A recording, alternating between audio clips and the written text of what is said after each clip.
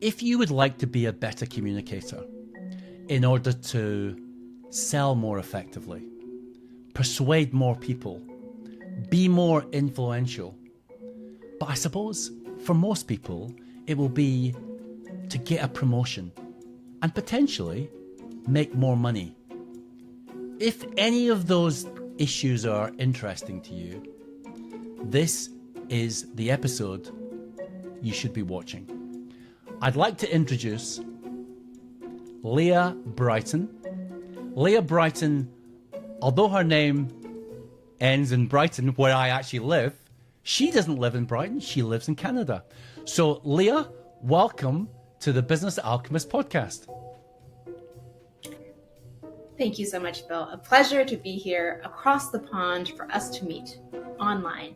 Fantastic. Well, listen, I would like to give you a proper introduction because you've got a background like no other. So let me just find how I'd like to introduce you. So Leah is an award-winning business leader, an executive communication coach. She's recognized with honors such as the Queen's Golden Jubilee Medal and Top 40 Under 40. She holds her master's in speech language pathology from the Faculty of Medicine, as well as degrees in linguistics and psychology. She has 15 years experience in speech science, policy, executive coaching, and executive search. Leah has partnered with top companies including Instacart and Wealthsimple, leading hiring across Canada, the US, and the UK. Growing up in an orphanage in South Korea, Leah's journey from humble beginnings to an accomplished career has fueled her passion for empowering others. Leah's background as a speech scientist and policy advisor in the Senate Leadership Office has shaped her understanding of the importance of effective communication in standing out, advancing careers, and achieving professional recognition. As one of the most sought after executive communication coaches, Leah has worked with CEOs and leaders across industries, earning the title the Executive Communicator from major industry players. Through her VIP Executive Edge program, she charges a lot of money. I'm not going to tell you exactly how much, but she charges a lot. So you're very lucky to have Leah on this podcast today. And she equips professionals to compress years of career growth into months, enabling them to thrive with confidence, get into rooms they never thought were possible, and get paid a whole new stratosphere level of money.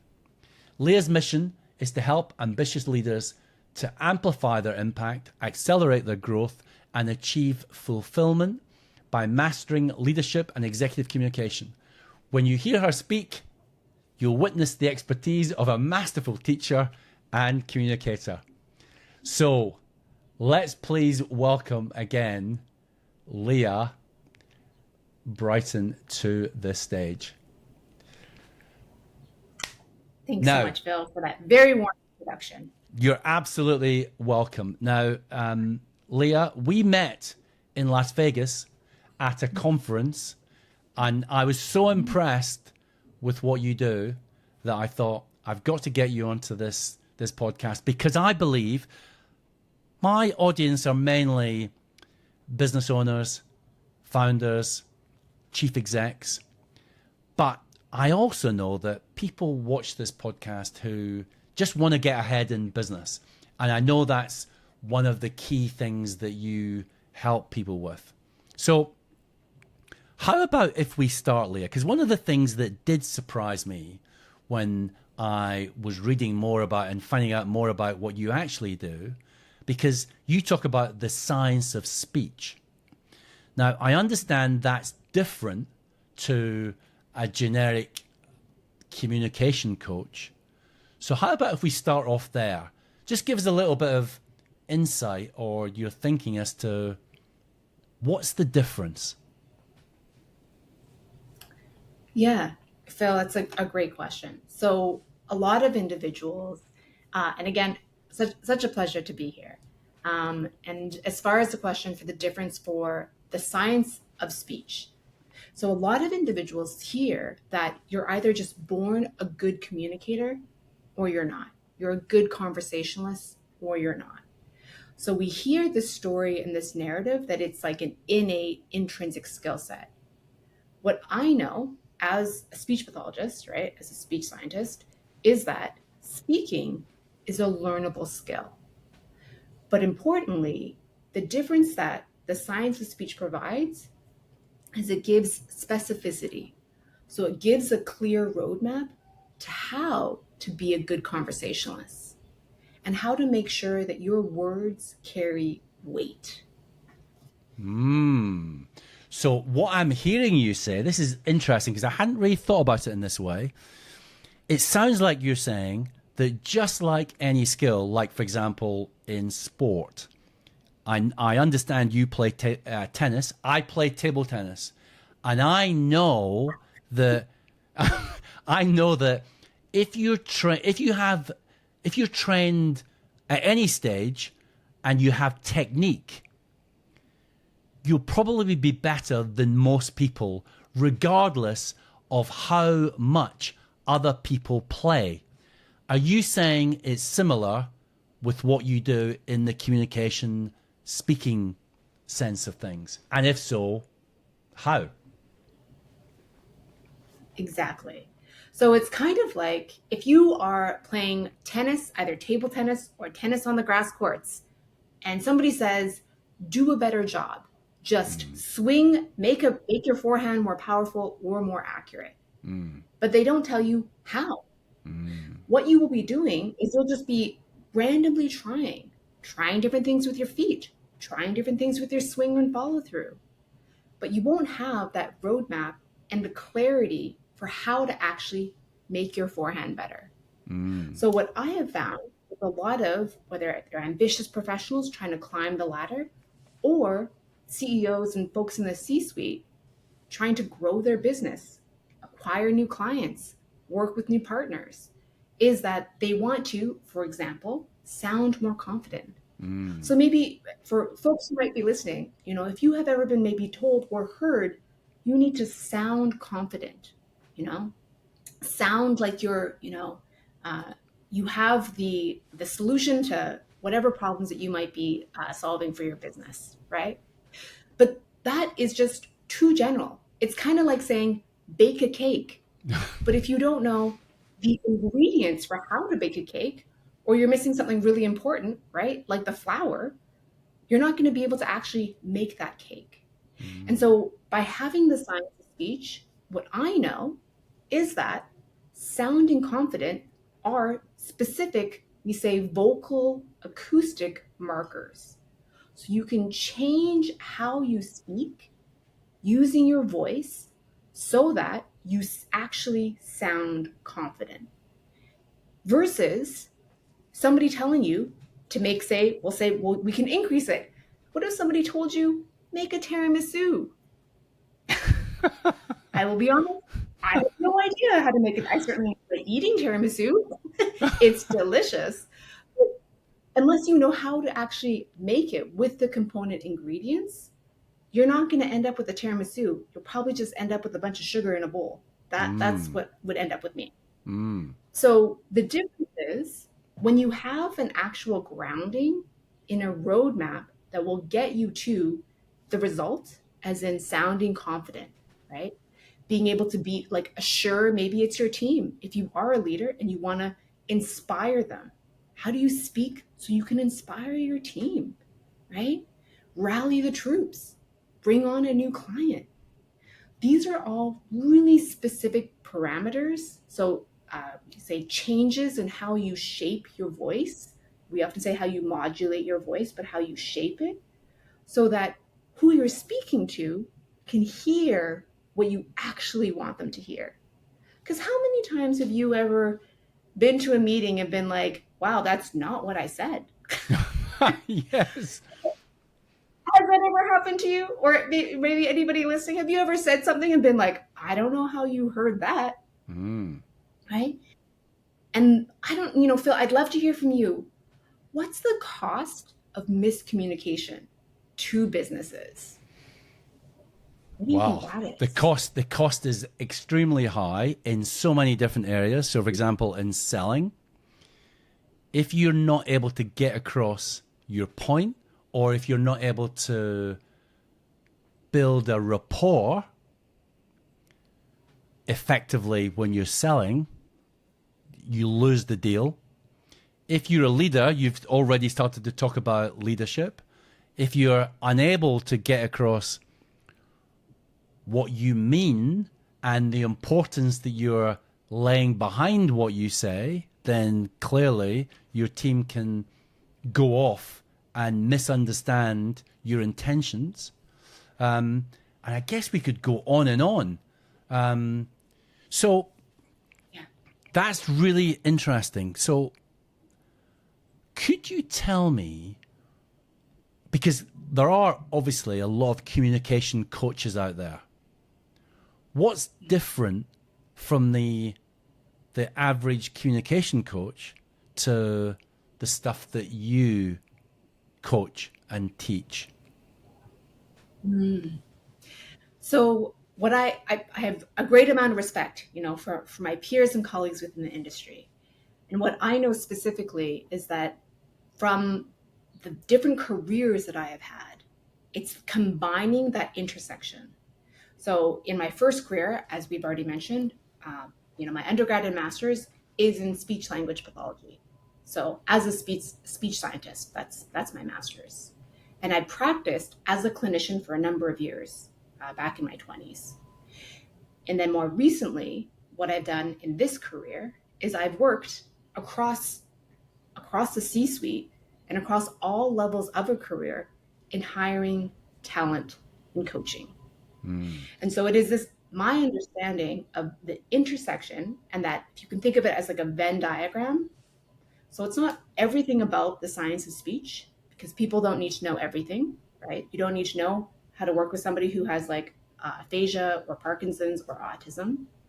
But the core principles for communication and how you can apply them, what I know, the individuals who actually ascend in their career, or the CEOs who get the funding or get the partnerships or are able to hire and recruit their core team members, that comes down to how effective you are as a communicator. And it's the difference primarily is that it's no longer just taking communication, these broad instructions of sound more confident, have more influence, right? Inspire, rally the troops. These are really broad general terms that people haven't been told. Guess what? There is a recipe that you can follow with your voice so that you can sound like the leader that you truly want to be. And when you can do that, there's untapped opportunities for your business, for your team, for yourself and your career.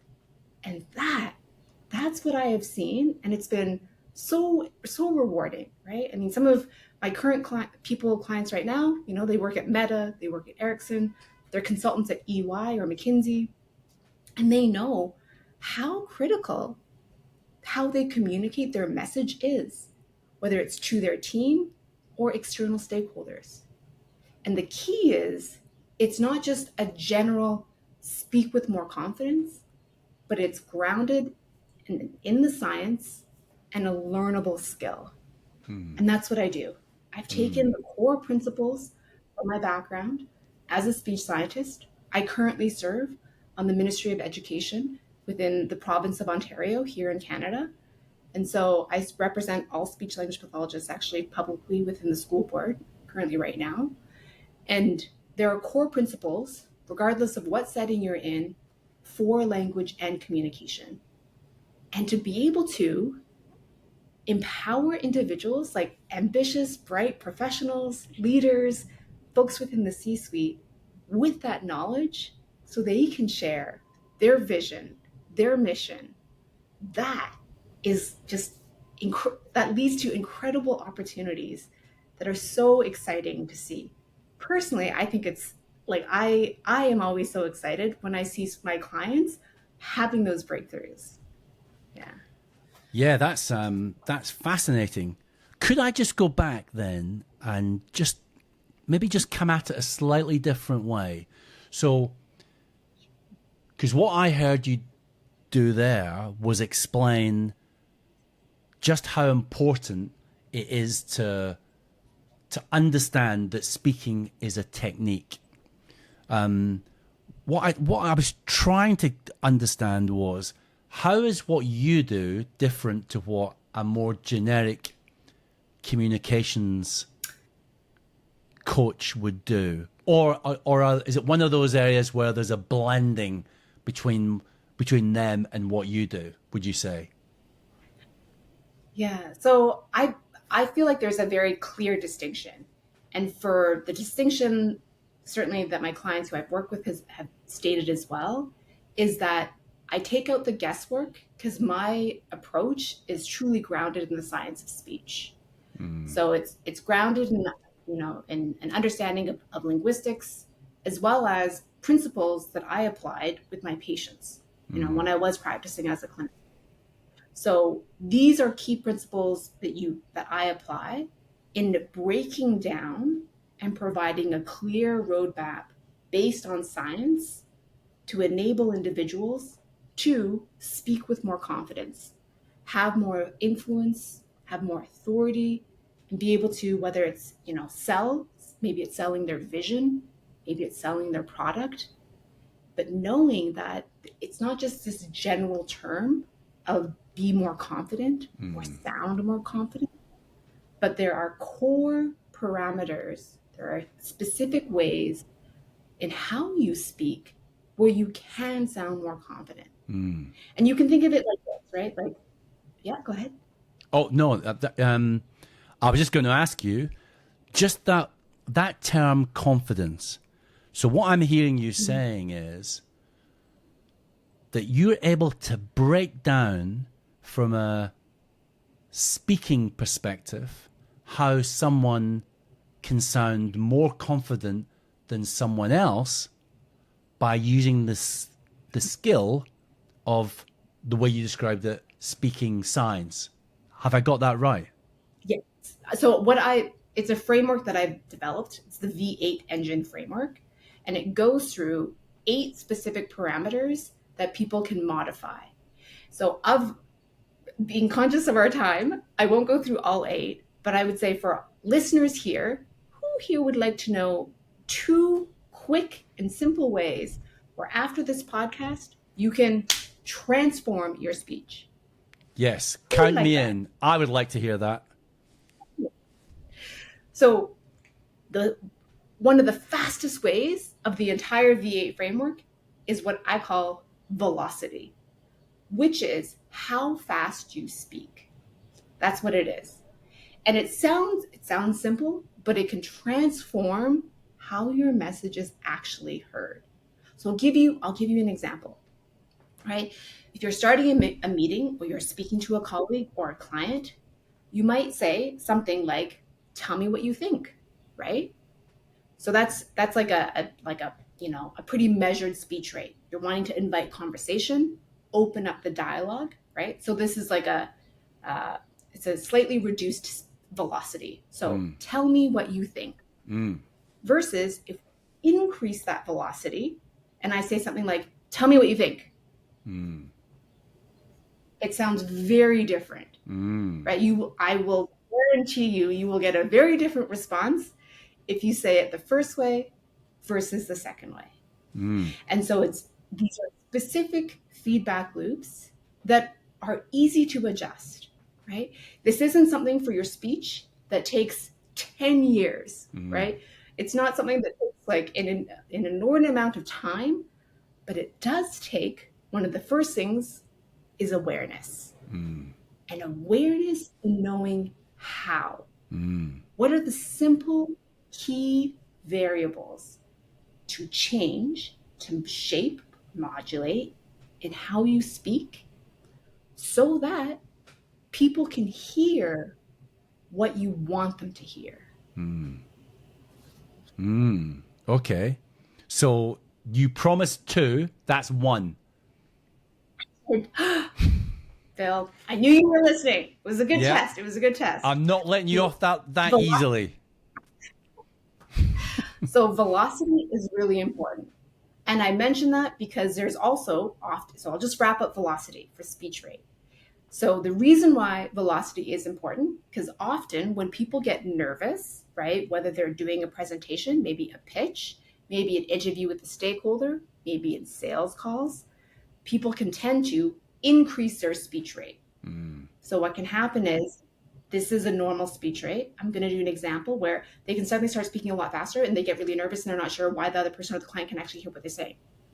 It's too fast. So I can see your face, Phil. You look like you were just run over by a train.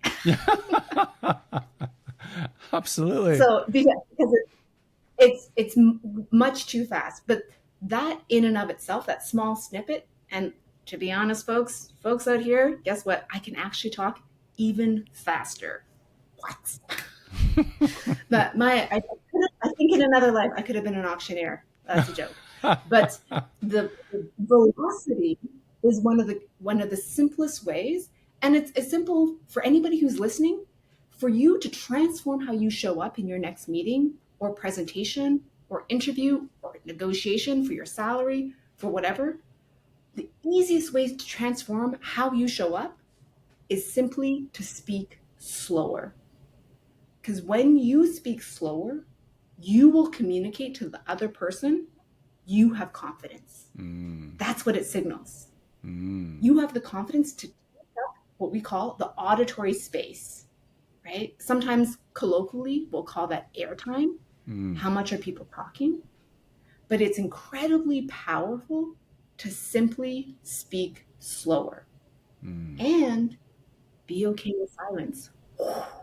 Whoa, nobody likes silence, right? And that's classic in selling. If you're able to control yourself in selling and be okay with silence, it's a killer in a positive way, because it gives people the chance for them to actually think and feel where they are and what they think about what you've just said.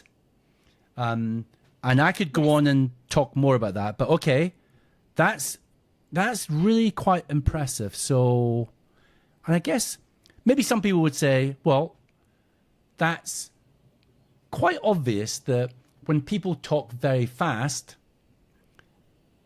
it can sometimes be an indication that they're nervous. Are there any times when that's not the case, where in actual fact, talking fast can actually be the opposite and can be a sign that you are actually confident? Or other fine, distinct, other very clear divisions from a speech science perspective that all fast is a sign of a lack of confidence? So no, I mean, everybody's favorite answer is it depends. I'm just joking. That's nobody's favorite answer. People's favorite answers are absolutes. But you are right, Phil. It does depend. And so I would typically, so there are different vocal profiles is what I call them, right? So whether you want to sound confident, or whether you want to sound inquisitive, or whether you want to sound friendly, as an example. So in different workplace settings, you'll want to tap into different vocal profiles so that you can ultimately facilitate the conversation.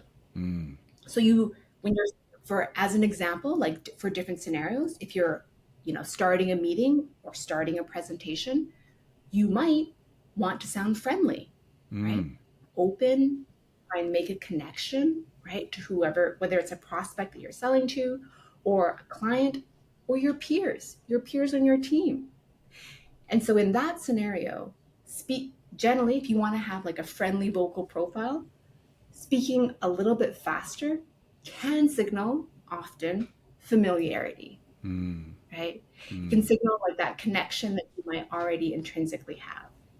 So that is certainly a time when increasing your velocity can be to your benefit. I did also want to mention for the second V, remember I had promised, I don't want to break any promises here, Phil. I feel like that would not be fair to your audience.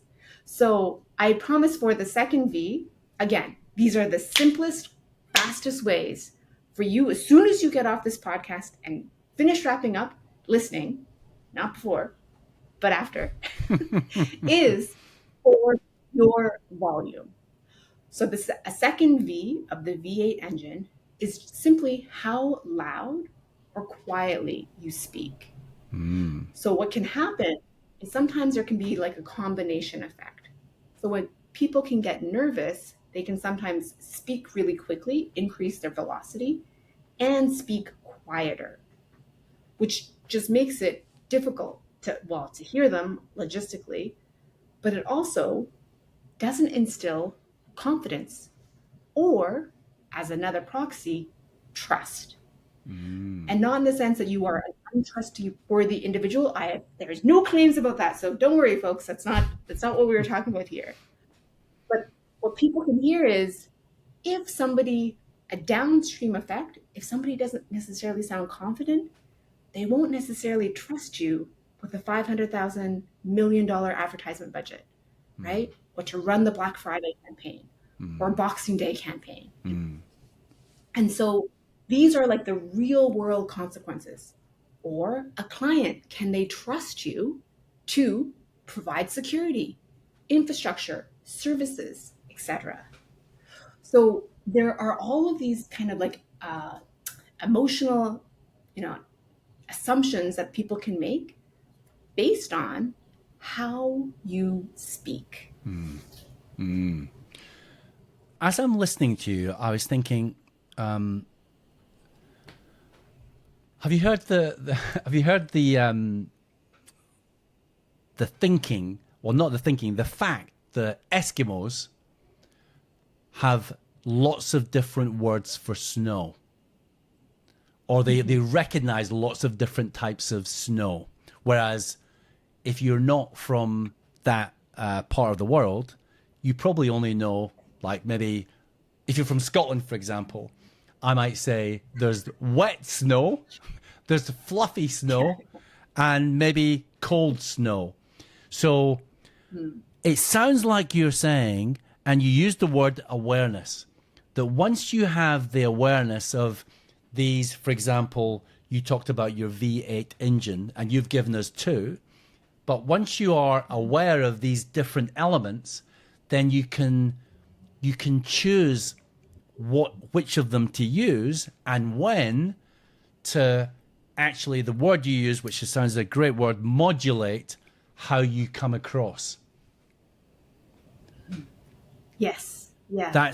So you're right. Correct. Check. Yes. So what you're referring to is the Whorfian or the Sapir-Whorfian hypothesis. In part is what you're touching on. So for the Eskimos and all of their words for snow, that's what it is. It falls within that theory. Some people call it the Whorfian hypothesis. If it's two researchers, Sapir and Whorfian, and it's this that idea is that the words that you have in your language, like in your native language, your language of greatest use, shapes the world around you, the world that you see. That's what the Whorfian hypothesis is. So for you, like you said, you're Scottish, I'm Canadian, I see wet snow and powdery snow. I think, is this good to make snowballs, snowmen, or is it better for snowboarding? Those are the broad categories that I have. But they might have snow, they do, I think it's like 40 or 50 words for snow, different variations. But it's important, right, for them to be able to say snow to make an igloo, right? Snow maybe for hunting is better, right? There's all these different kinds of snow. And what I know, and it's part of what I speak with my clients about, is what I call the communication equation. So the communication equation is both what you say, so snow, whatever kind of snow you have, and so that's the content, so what you say, and the container, which is how you say it. And depending on your content, so what you say, and your container, how you say it, can change radically what people hear. And sometimes the how you say it, your container, can be even more important than the content, which is what you say. Ooh. And that is by, for listeners here, if they can think about not just what you're saying, but how you're saying it. And this is also, as an example, I know that's maybe folks who here would like an example, because that can be a bit like, theoretical. I'll speak for the audience. Yes, we would like to hear an example. Okay. So an example is, for example, if somebody says something like, I'm having a great day, right? You probably are going to believe them. So what they say matches how they say it, right? They sound upbeat. What they're saying is they're sharing a positive statement about their day, and how they're saying it is in an upbeat, positive manner. It's how we would hear it. But if you listen to this difference, what I say is going to be the exact same, but my container and how I say it will be different. So I might say, yeah, I'm having a good day. Do you believe me? Does anybody here believe me? Phil? No, I don't believe you. You don't believe me? I just said it. I don't believe me either. Okay? But that's the power of your container, which is the power of how you communicate, right? So using these levers to modulate how you sound, even if the content is impeccable. And this is where, who here has heard the phrase, are you ready? Your work will speak for itself. Who has heard that phrase? I've heard it. But I don't think it's not always true though, is it?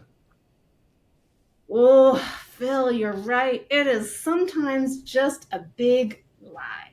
I hate to tell folks this. And part of it is because of your container, how you say it, right?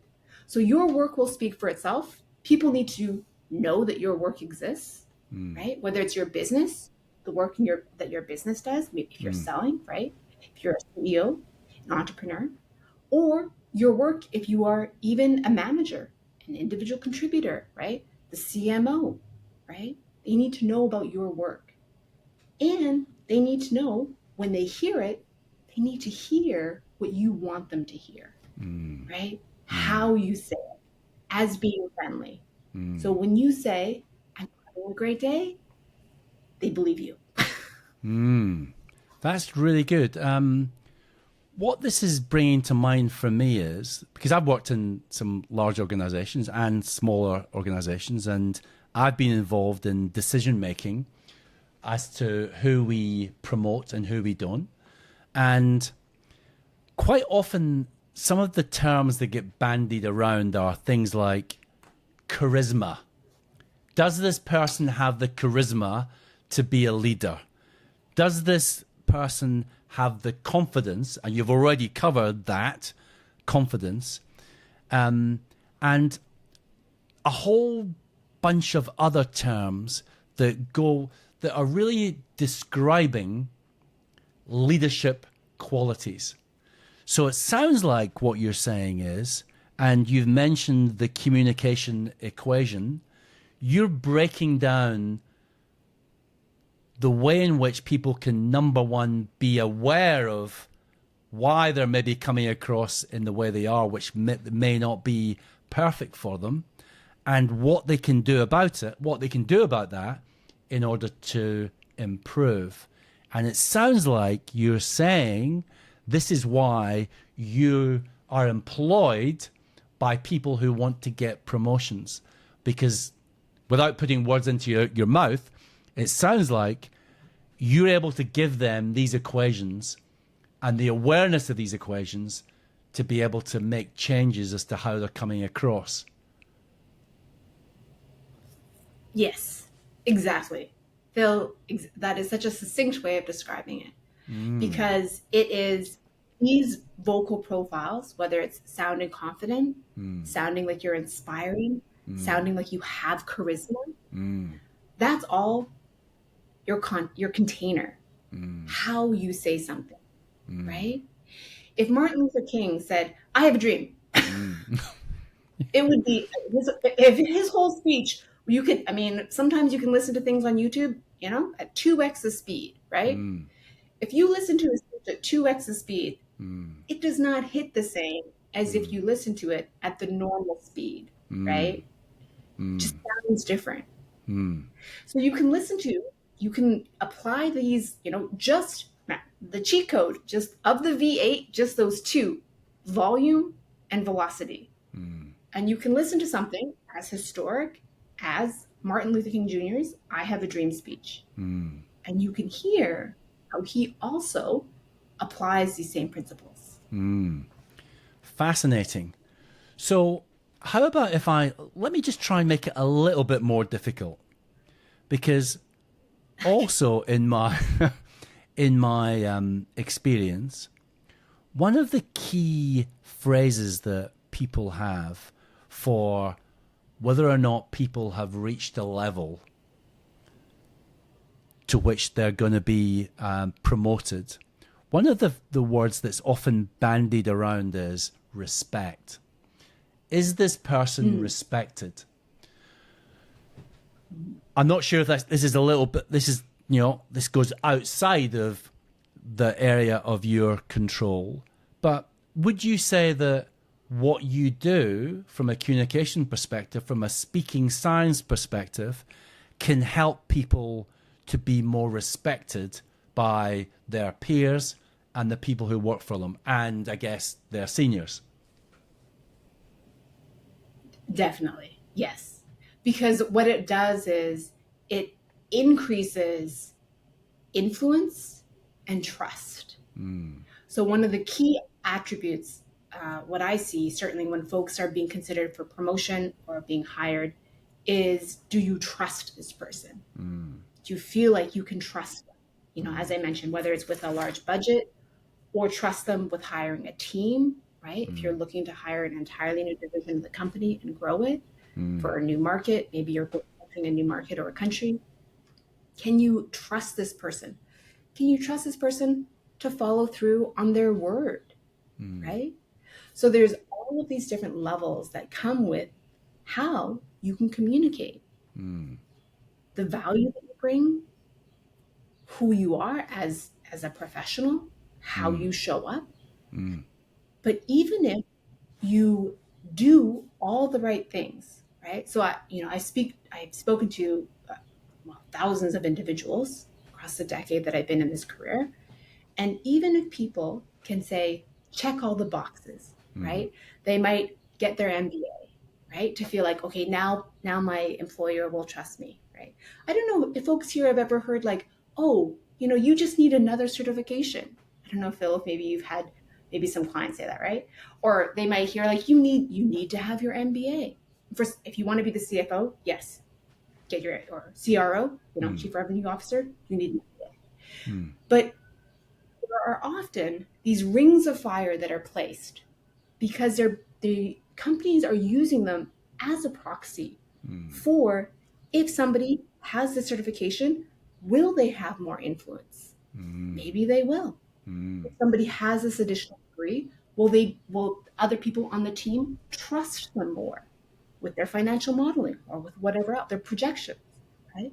So these can all be used. There can be external things that are used to trust, to increase trust, right? Influence, etc.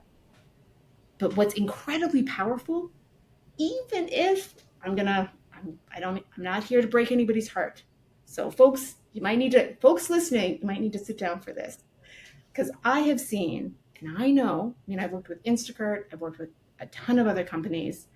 Even if you have all of these pieces of paper, right, to signal trust, even if you have your PhD, your MBA, you still might not get the promotion or the job. If you don't communicate and show up in a way where they see you as a leader. No, I completely agree with that. I've seen over my career, many people go off and get MBAs, come back to the workplace, and actually not get any further because they haven't actually really, apart from, because you've talked about in the equation, the communication equation, the content and the container, they may have more content because they've gone off and learned more, but they don't come across as being, to be honest, any more really influential or persuasive, because I suppose they're still seen in the same way. They still have the same container. And it's also a factor because I'm an executive coach myself, and quite often I'll hear CEOs saying, I would like my C-suite people to be more influential, more persuasive. But then when I ask them, what do they mean by that? They actually often find it difficult to explain what they mean. I guess because just like the non-Eskimo, they don't have the understanding of all the different types of communication issues that are impacting their C-suite members to be more or less influential. So I've seen that for myself. I completely agree with what you're saying here. So this is interesting. So are there many people like you out in the marketplace, Leah? Or are you, because if I'm honest, before I agreed to this podcast, I kind of thought to myself, well, the science of speech, what's that got to do with business? So I've been very pleasantly surprised in learning much more about what that means, to the point that I realized that, just like as you explained in sport, if you understand all the different technicalities of getting better, then you've got so much more opportunity to get better. As opposed to, as you say, stand with confidence. That's just one description of snow, isn't it? Which isn't really very helpful, especially if you're from Scotland and it doesn't snow as much as it used to. So Leah, is there anything else that we need to, before we get into a little bit more detail about, and we've already been 43 minutes, so this is a fascinating conversation. Rather than so let me take it to the next stage. How did you get into this profession, Leah? What's your background? How did you get into this? Because it sounds like you've done a whole range of things. How did this all come together? Yeah, so as far as communication has always been a passion of mine.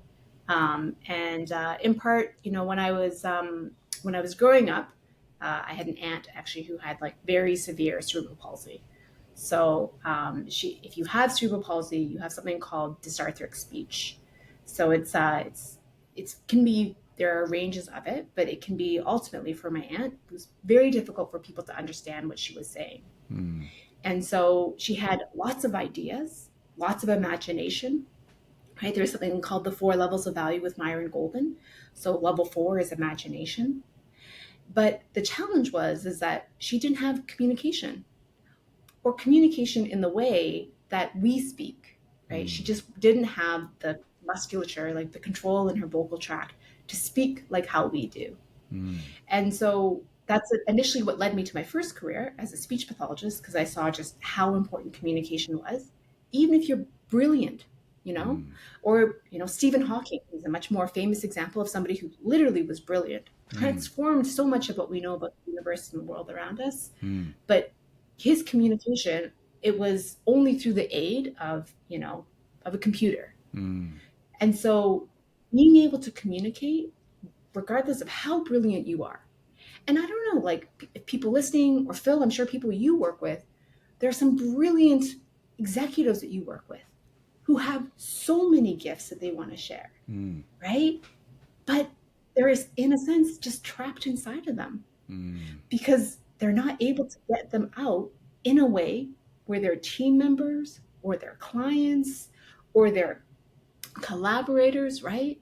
Somebody they're trying to recruit and hire, they can't hear the brilliance that's within them. And so that's really what I saw, right? In my first career as a speech pathologist, I saw this challenge within patients who I worked with. So I worked both with, geriatric care, so folks who had like strokes or Parkinson's, cancers and tumors, as well as pediatric care. And I still serve within, speech pathology in the Ministry of Special Education here in Ontario. But what I also saw, I had the opportunity to another career where I worked in the federal government. And then more recently, in my third career, I was in hiring, talent, and coaching for the last decade. And that's when I worked with a range of different companies, from like large enterprises that are publicly traded to smaller startups or, companies that are maybe Series A, B, or C. And I saw that there were the same challenges. So these individuals, so they did not have cerebral, or, I'm not saying they had any diagnoses of any sorts for professionals. So this is not what I'm stating for anybody who might be listening. But the core principles of you are brilliant in your ideas, in your imagination, and the impact. Really, this is what often when I hear is people say like they just want to have more impact, right? Be able to scale their ideas, right? To mentor more people, grow teams. And they often can't understand why they keep on getting overlooked. They might be very successful. I don't know if this is you, or for other folks who might be listening. You might be very successful in your career. Often the folks that I work with are, right? They've had great careers, but they might get to a certain point where suddenly it's not just your content, like your skill set and what you do, but it's your container and how you can lead, how you can influence, how you can be seen as having charisma.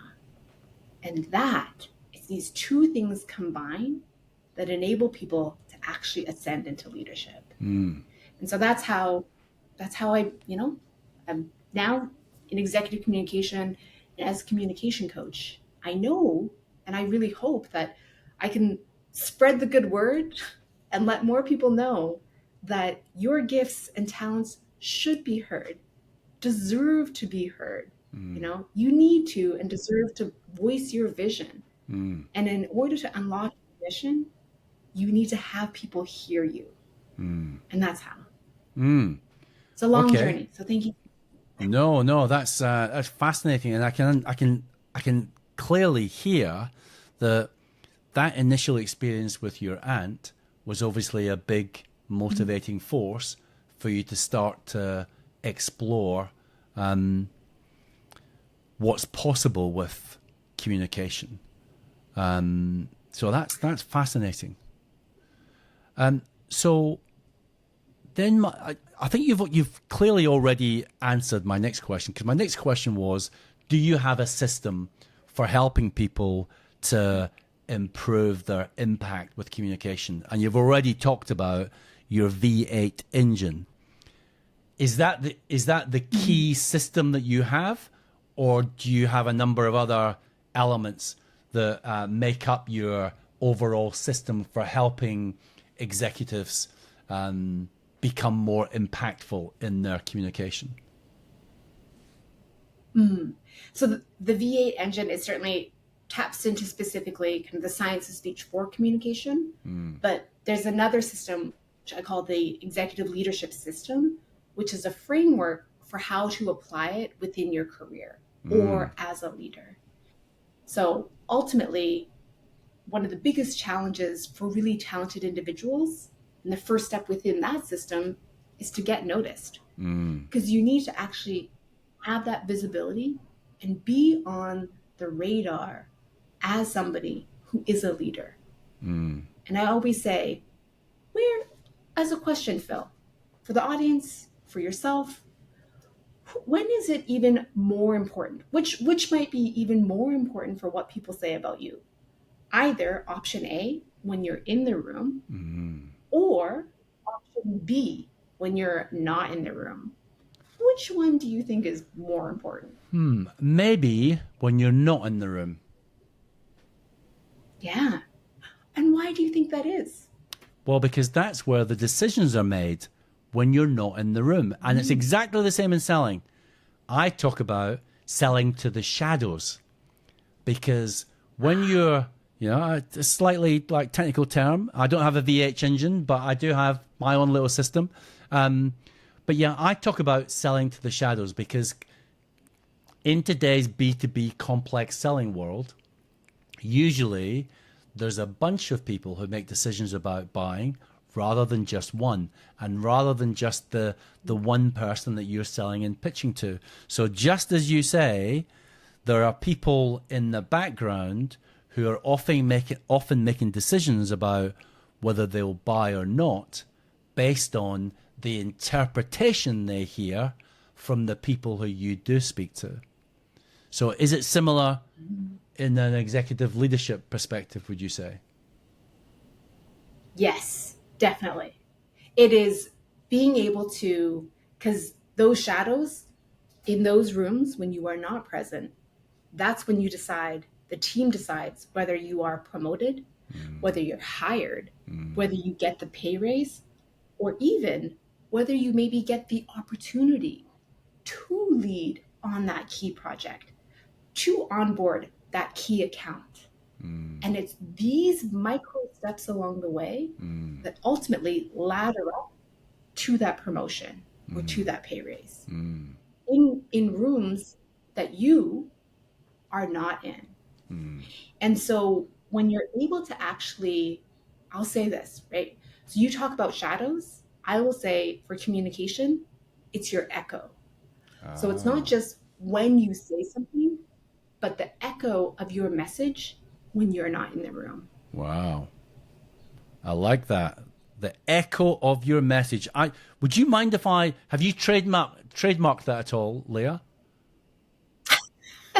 I have not. Okay, if you haven't trademarked it, then I might have to a race. Yeah, I'm gonna race you because I like that. The echo of your message. Oh my goodness, that's fantastic. I love it. Right, okay. So clearly you have a system.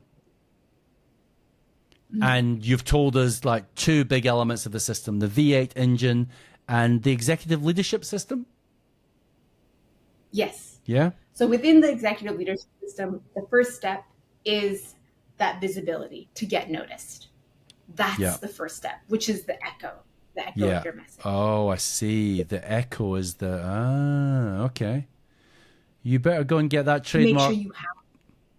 To make sure that. I'm actually doing it right now. I'm just joking. No, you're just joking. That's very tricky, very tricky. Okay, I've got you. So the echo is your visibility, yeah? Yes, the echo is your visibility. Right. Yeah. Okay. And so, So the second step, though, is once you get noticed, it's really being able to, command, influence and respect, right? To be able to command the room in a way that you have influence. So that might be being able to show your charisma, right? Show your leadership, That's how you're able to actually have that influence. Because what can often happen is, maybe you or maybe some of your listeners have heard, he's a good guy, but I don't know if he's ready, right? He's a good guy. Wow, he really knows his stuff. Or he or she really, they know their stuff. But you know what?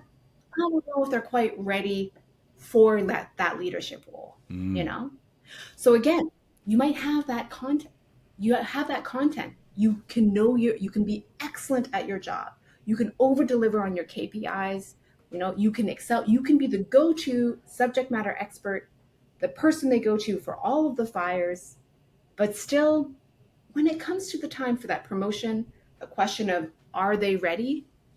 You can end up empty-handed. And that's in part because of the second step, right? Is they've gained that visibility, but they haven't been able to actually command that respect and have that respect from their peers, from leadership, maybe from their clients even that they're working with. And that's why it's so important. So that you're, even with an MBA, if you don't have that respect, you're not going to be able to actually be seen as that leader. And so that's why within the executive leadership system, it's that second step, because you need to be able to be actually seen as that leader. And to that, the third step is to be able to position yourself as an authority. So you can actually have that opportunity, those opportunities like come to you, right? And this is all part of the V8 engine, right? To be able to command that respect for step number 2, to be able to position yourself as an authority and to have influence, step number 3, it comes down to both what you say and how you say it. So you can actually be seen and heard. And so really it's the combination of these things. Well, and the fourth step that this is all tracking up to is, how many folks here feel like, wow, when it comes to maybe performance review, or it comes to the time of offer, if you're interviewing, or, you know, maybe it comes to the time when you're waiting for that client to close that deal and you're like, we have over delivered. We have given them the most amazing demo, maybe if you're in sales, right? You have over delivered on maybe like entering into 5 markets. I'm just joking, that would be a lot, but you have over delivered on whatever your role might be. And you're like, you're sure of it. You're sure you're going to get that 4th step, which is to get promoted and to get paid, make more money. No, just wait. That performance review, that's a formality. Your boss has already told you you're on their radar, right? There's opportunities. You're so excited. And then come performance review, or come even next meeting with your manager. You're not even waiting for the next performance review because you feel like you've done it. Maybe like in Q2, you've already exceeded your targets. So why wait till December? And then maybe here, it's just not in the budget. Maybe you have heard this, Phil. Maybe some of your clients have heard this. You know, we're on a promotion or hiring freeze. I don't know if folks have heard that, right? These are all, and those can be like so painful because you know within all of your control that you have felt like you've done everything, over delivered.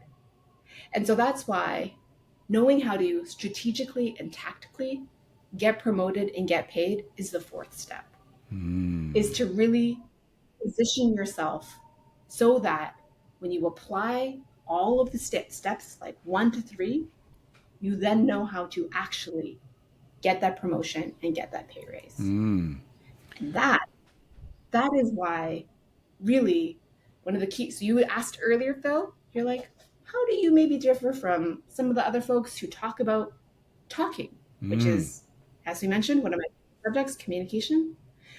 So I'd say Toastmasters often gives people an opportunity to just talk, but it's not within a structured framework that's specifically for your career.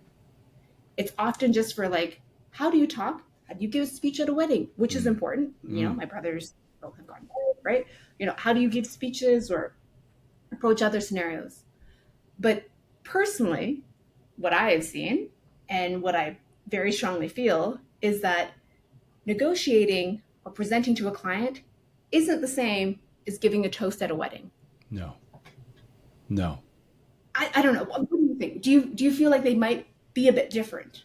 I think they're completely different. It's all about context, and you can be impressive. And I know a number of people who are good on their feet and they're good at giving speeches, but they don't gain respect behind closed doors because there's something missing. And often the thing that's missing is the thing that they're just not aware of. And it sounds like what you're saying is what you take people through is a whole awareness process in terms of what they're giving out, not just from how they speak, how they sound, but all the components that go with that. And I'm just looking at your executive leadership system, the visibility, the commanding and influencing respect and position yourself, and the final one about getting promotion and getting paid, unless you've got that awareness, then of all those components, then there's often something missing. And that's where I guess quite often we talk about people who are just naturals. And we sometimes think, oh, this person's a natural leader. But those skills, just like I've heard all my life, oh, you know, this person's a natural table tennis player. No such thing. No such thing as a natural table tennis player, because there's so many elements to table tennis. People think of ping pong, but no, it's far more complicated because of the different spins, the different positions. And I guess you're saying exactly the same when it comes to influencing and being able to get promoted and get paid. Yes, exactly. So, it starts with that awareness, having that roadmap to actually get you there. Perfect. So quick follow-up then. How did you learn all this? Because I understand because obviously you're first, I think you've got 2 degrees in speech science. Is that right? Yeah, my undergrad was in linguistics with a major in linguistics. I graduated at the top of my class, and then a minor in psych. And then my master's was in speech language pathology, specifically speech science. Right. So that audiology. Okay. So that explains the whole speech science side. So how did you learn all the executive leadership stuff and come up with that system of yours? Yeah. So it really has come after seeing, well, I'd say hundreds of thousands of resumes, but thousands of candidates who I've interviewed and individuals who have sought their promotion and leadership opportunities. I've hired literally hundreds of people across my career. And I think if there's one thing, I think pattern recognition is a helpful skill set to have, and really recognizing that some of the individuals who I feel like who have really excelled are individuals who have been able to take 2 different domains and fuse them, right, as that Venn diagram, whatever that overlap may be. And what I really saw as a clear patterns and trends is that, and Phil, I feel like you would also have seen this, as people ascend in leadership, your sphere of influence, I often think of it like, a pebble in a pond, right? What happens to the ripples when you drop a pebble in a pond? What happens, Phil? It goes out. It goes out, yeah, absolutely. Sorry. Yeah, sorry. There's still a bit of a lag on my video on this side, so it's a bit of a guessing game. So it's been like a series of musical chairs and just wondering when the music's going to stop on my side. But hopefully the viewers can't see that or hear that too much. But within leadership, what I really saw was that the sphere of influence, just like a pebble when you drop in the pond, it grows as you're wanting to ascend into leadership. And it's less about being like an IC, an individual contributor, and what you specifically can do. And if you're wanting to influence more people and expand that ripple, it's not just about the content and how great you are at your job, but it's about your container and how you can influence that ripple and all of the other people, whether that might be within first your team, maybe you have a team of like 4 or 5, or within your department, however large that department might be, or maybe it's within your all hands for your entire company. Or maybe it's with an interview with a reporter, right? If you're doing, say, quarterly earnings or press releases. So there's all of these different roles where I consistently saw in all of the debriefs I would have, as I've ran a recruitment agency with the many different companies that I've worked with, I would talk to them. I would say, like, why did you choose, right? Often within C-suite, right? Within the executive or leadership roles, one of the final steps might be like a lunch or a dinner or an extended presentation or an extended interview. And that is really when it became evident how people communicate Not just what they said and what they did, but how the container and how they communicated that. And it was that I realized that, wow, this is all a science. So I worked with some of my individuals beforehand, right? Informally, as far as like when you are in these scenarios, whether it's an interview or in another context at work professionally, this is how you can sound like you have confidence, like you have influence, right? There are these different acoustic markers to modulate your voice. And so who here would like to transform your career for more influence, more money, more promotions without having to do another degree? Who would like that? Well, I'll put my hand up for the audience. Right? Who here would like to be able to finally have your gifts be seen, respected, and valued? Who here would like that? I don't think there's going to be anyone. Yeah, I don't think there'll be anyone who'll say no to that. It makes complete sense. So let me just follow on then. So what would you say from your experience then, Leah?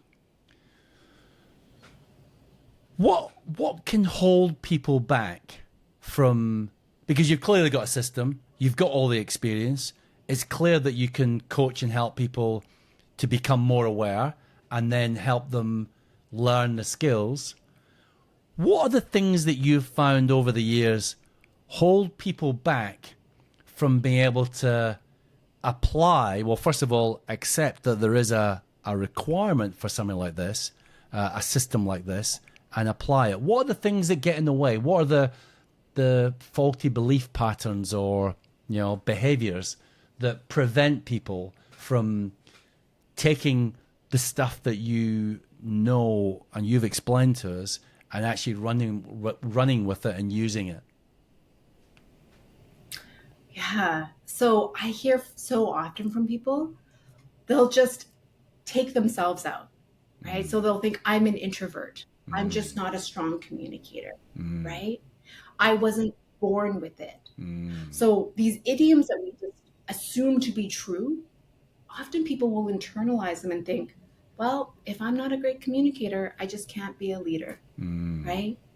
And they'll just think like, there's no way, you're either born with it or you're not. Or, you know what, I'm just not a huge extrovert. You have to be this larger than life personality, right? We'll say Elon Musk, we won't get into politics, but you have to be like an Elon personality, right? And be able to have that kind of voice, right? When you're in a room. And sometimes I feel like that can be what holds people back, right?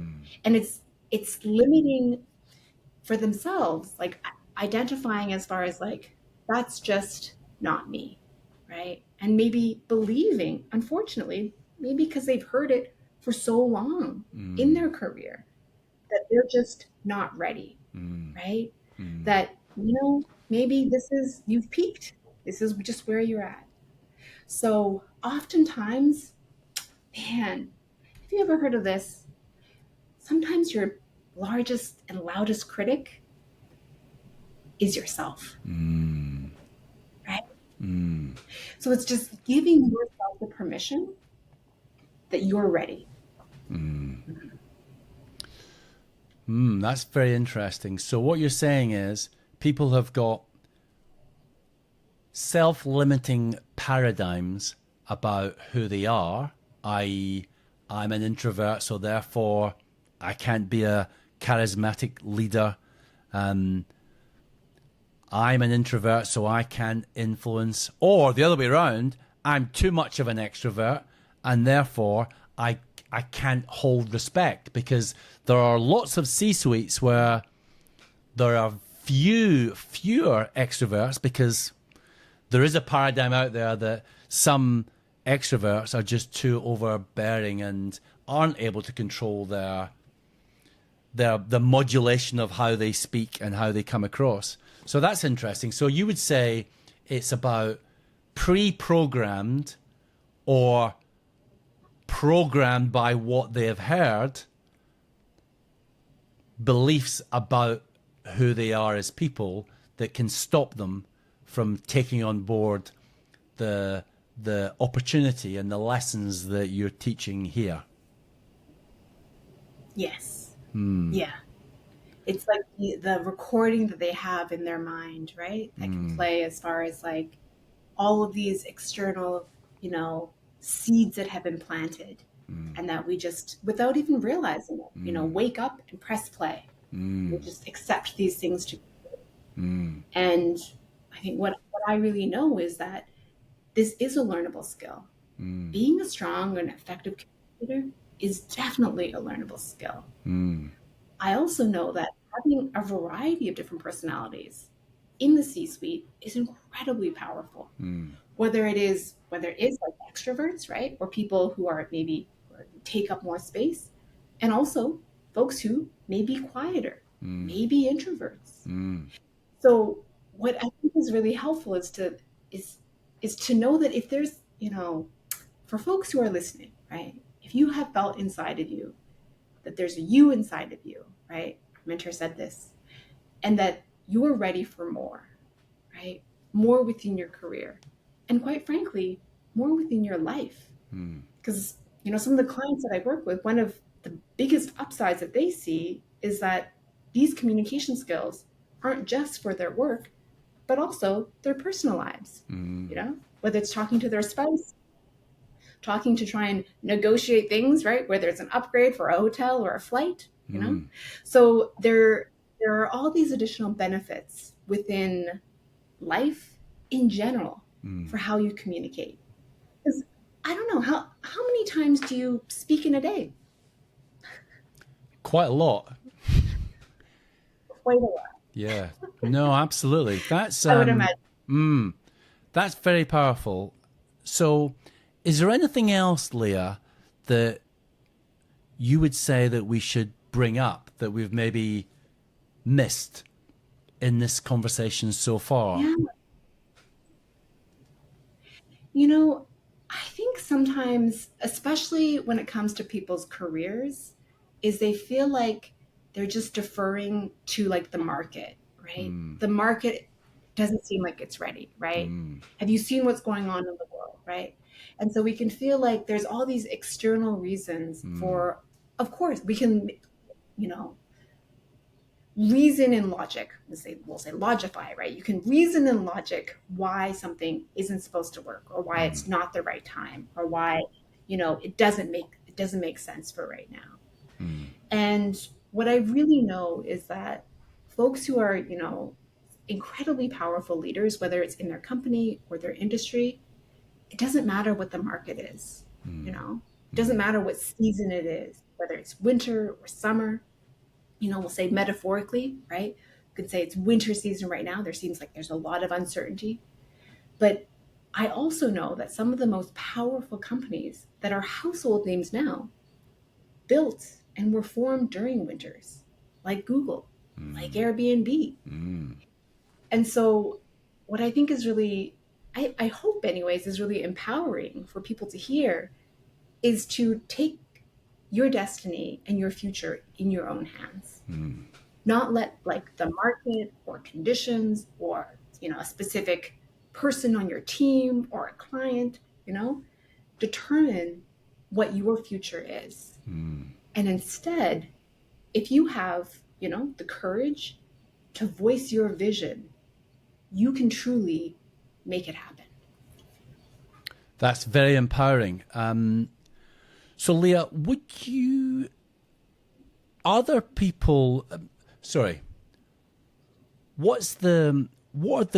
core group of people who you work with? Because I guess there are some people who probably aren't quite right for the services that you offer. So what is your core sweet spot market, would you say? So the folks who I find everybody would benefit from communication, to be very honest, but specifically in your career, it's individuals generally who are, say, within like middle management or senior middle management and really wanting to unlock those more senior opportunities and roles. And that's what I find is them being able to actually have these secrets, right? Have the tools for success. One individual, he just landed like a 50K raise by suddenly being able to finally be heard for his skill sets, his talents. And it didn't require 2 years and, 150 or 100,000 for an MBA or 200,000, depending on where you go. It was just him finally actually being heard as that leader. So I'd like to challenge you a little bit then, Leah, because in listening to you, it strikes me that these skills are fundamental for entrepreneurs, chief execs, people who run their own businesses, because what those people are doing are leading their businesses. They're sometimes leading industries. So surely there is an opportunity for those folks to potentially work with you as well, unless you're saying that you've got some aversion to the captains of industry. No, I would say certainly, Phil, like individuals, and in some ways, especially if you are a titan and captain within your industry, it's even more important for you to be an effective communicator, right? And to really, whether it's inspire and lead your team, right? Build trust and have that influence and confidence from your team, right? Or your clients.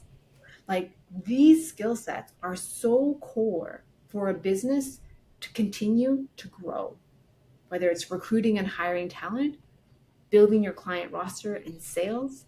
All of these skill sets come down to how you're able to effectively and powerfully communicate.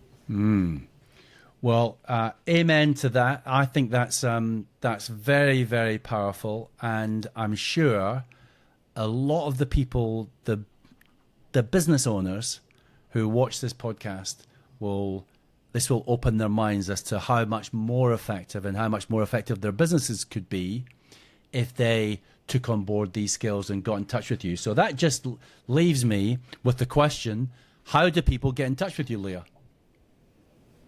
Sure. You can, my website, either at dreamcareertoday.com is a great option, or you can follow and connect on LinkedIn at Leah Kim Brighton on LinkedIn. Okay. I'm always happy to connect. So on the show notes for this podcast, I'll make sure that your contact details are on there. Leah, this has been fascinating. I've learned a lot because I didn't really fully, if I'm honest, really understand what impact the science of speech had on influencing. And you've opened my eyes. And I reckon there's a big place for this in selling as well, because clearly selling is all about communication. So why wouldn't we take on board these lessons and use them in selling? Because persuasion, influence, change, it makes complete sense. So Leah, unless you have anything else that you'd like to say before we go, this has been a fascinating podcast. Thank you so much for coming along. But is there anything that you would like to say before we close up? I'll wrap up with one of my favorite quotes. It's by 𝗪𝗪 Emerson. Ooh. And he says, "What lies behind you and what lies before you are tiny matters in comparison to what lies within you." And I believe a big part of what lies within you is your communication and your vision that you have. Wow. Fantastic. Fantastic. I'm gonna look up that quote because I love some Ralph Waldo Emerson. Leah, thank you so much. Fantastic. It's a pleasure. Bye-bye. Bye Take care now. Bye-bye.